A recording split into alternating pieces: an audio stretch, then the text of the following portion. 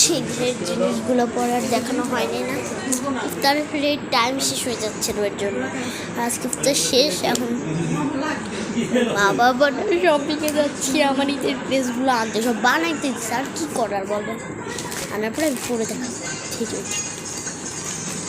তো আগে চলেন নিয়ে আসি এই যে জিনিস কয়টা, আগেই দেখিয়ে দিচ্ছি, অনেক কিউট। আমি একটা একটা করে সব দেখাবো, একটা একটা করে সব মানে সব দেখাবো। তাহলে শুরু করা যাক। প্রথমে আমি দেখাচ্ছি এইটা, অনেক সুতা ফিতা দিয়ে রেড করা, এটা অনেক টাইমও লাগে পড়তে। এগুলো অনেক কিউট। আমার মাথায় আমি ভেবেছিলাম ঈদের সময় এমনি পরে ফেলবো না, হয়ে যাবে। চুল বাঁধো প্লাস চুল খোলা রাখো, ঈদের সময় পড়তে হবে এইভাবে। আমার চুল আটকে গেছে, এখন এইটা আমি রেখে দিচ্ছি।